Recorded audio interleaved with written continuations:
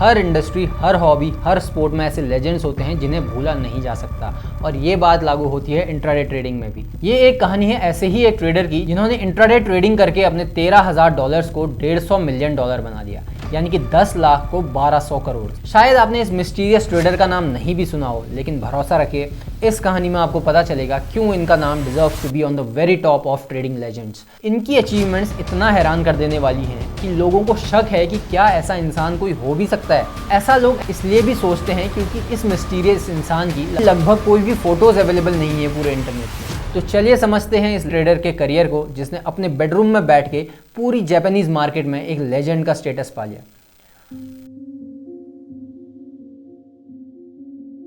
इनके पेरेंट्स ने इन्हें नाम दिया था तकाशी कोटेगावा, बट पूरी दुनिया इन्हें बस 3 लेटर्स से जानती है, BNF। लेकिन ऐसा क्यों?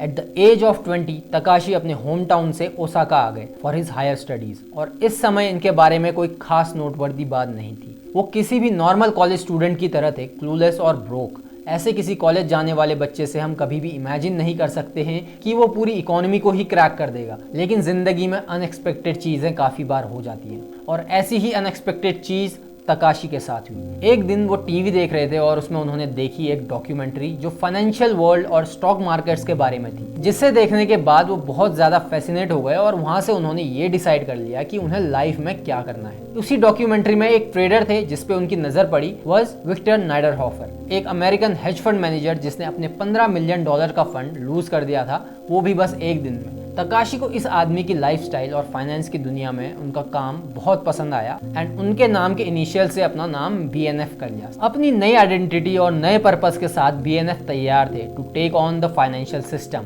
बट वो जॉब नहीं करना चाहते थे। उन्हें सबसे ज़्यादा प्यारी थी अपनी आज़ादी। वो लाइफ में कभी पैसों की चिंता करे बिना कुछ भी करने की आज़ादी चाहते थे।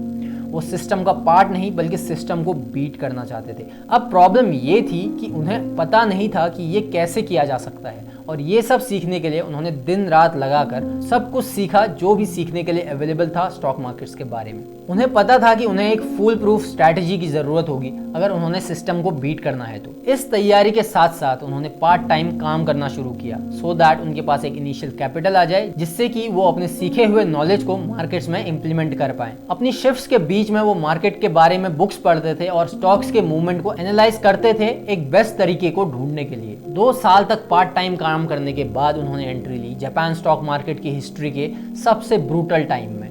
जापान में 1990s को लॉस्ट डेकेड भी कहा जाता है, क्योंकि इस दशक में कोई भी इकोनॉमिक ग्रोथ वहां पर नहीं देखने को मिली थी और जापानीज मार्केट का हाल कुछ इस तरह का था।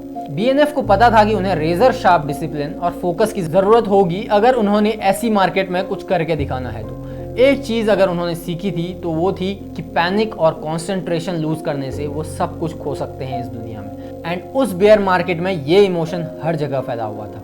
ऐसे सर्कमस्टांसेस के बीच BNF ने यूज़ किया अ मेथड ऑफ ट्रेडिंग जिसे कॉन्ट्रेरियन ट्रेडिंग या फिर मीन रिवर्जन भी कहा जाता है। शुरुआत में ऑब्वियसली उन्हें कोई सक्सेस नहीं मिली, बट उन्हें पता था कि ये एक नॉर्मल चीज़ है। उन्होंने अपने अंदर पेशेंस डेवलप किया क्योंकि उन्हें ये भी पता था कि ऐसे ओवरनाइट सक्सेस नहीं मिलती है। उन्होंने अपनी स्ट्रैटेजी को स्पेसिफिक सेक्टर्स में इम्प्लीमेंट करना स्टार्ट किया जहाँ वो स्ट्रैटेजी ज़्यादा इफेक्टिव हो रही थी। उसके बाद उन्हें सक्सेस के साइंस दिखने लगे। was enough to force the Dow Jones down 616 points, a drop of 5.5%. The fragile technology stocks even harder hit, the Nasdaq index in freefall down nearly 10%. It lost a quarter of its value in just 1 week. जब global markets लगातार गिर रही थी and हर कोई अपने stocks को बेच रहा था, BNF ने अपने स्ट्रैटेजी के रूल्स को गिव अप नहीं किया, एंड जब हर कोई मार्केट में पैसे लूज कर रहा था, उन्होंने अपने $1200 के अकाउंट को $1 मिलियन का बना दिया। बेसिकली वो एक स्टॉक को एनालाइज करते थे एंड ये देखते थे कि क्या वो स्टॉक अपने 25 मूविंग एवरेज से अराउंड 20% दूर गया है, एंड फिर बोलिंजर बैंड्स और RSI का यूज करके डिसाइड करते थे कि मार्केट ओवरसोल्ड है या नहीं, एंड एक शॉर्ट टर्म में प्राइसेस अपनी मीन प्राइस तक रिट्रेस करेंगे या नहीं। उन्होंने इसी शॉर्ट टर्म बाउंस में पैसे बनाने की स्ट्रैटेजी को डेवलप किया था। BNF के करियर का सबसे बड़ा दिन आता है साल 2005 में, जब वो अपनी जिंदगी का सबसे सक्सेसफुल ट्रेड प्लेस करते हैं।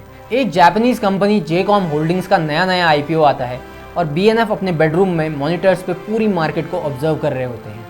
जब वो नोटिस करते हैं कि मिज़ूहो सिक्योरिटीज़ में किसी ट्रेडर ने जेकॉम के 6,10,000 शेयर्स का सेल ऑर्डर लगाया है, वो भी बस 1 येन के प्राइस पर, जबकि वो ऑर्डर होना चाहिए था 1 शेयर एट 6,10,000 येन। मिज़ूहो सिक्योरिटीज़ के इस ट्रेडर की मिस्टेक की वजह से स्टॉक का प्राइस अचानक गिर जाता है एंड इस मौके का फ़ायदा उठाते हुए BNF इसमें 7,100 शेयर बाई कर लेते हैं। जब मार्केट रिवर्स करके अपनी नॉर्मल प्राइस पे आती है, तब तक तकाशी कोटेगावा 2 बिलियन येन इस ट्रेड से कमा चुके होते हैं। इसे हम इंडियन पर्सपेक्टिव में लाने की कोशिश करें तो ये आता है अराउंड 140 करोड़, वो भी बस एक ट्रेड में।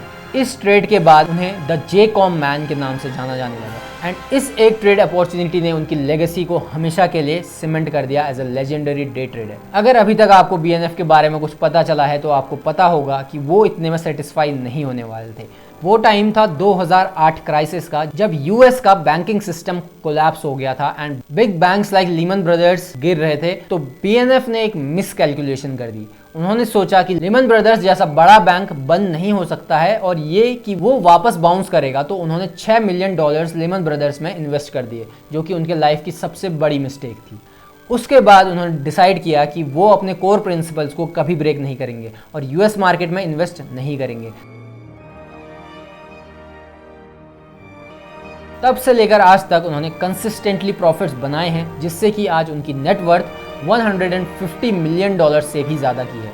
तकाशी कोटेगावा एक रोल मॉडल है even outside the trading platform. Even though इन्होंने इतने पैसे कमा लिए जितना ऑलमोस्ट 100% ऑफ ट्रेडर्स नहीं कमा सकते हैं, ही स्टेज मॉडेस्ट। वो हमेशा स्पॉटलाइट से बाहर रहते हैं एंड कभी कोई इंटरव्यू भी नहीं देते। यही रीज़न है कि उनकी ऑलमोस्ट ना के बराबर फोटोज हैं इंटरनेट पे। That is why he is also an example of hard work, patience and believing in yourself. 実家にありますけど、こっちでは持ってないです。あった方が良くないんですか？いや、あんまりどっちにしろあんまり外行かないっていうのもあるし、でも自転車で間に合っちゃうんで。お酒はお飲みになるんですか？全然飲まないです。海外旅行は？行ったことないです。じゃあ旅行とかいうと土日寄りをして近くの温泉っていうぐらいですか？いや、旅行とか全然行かないです。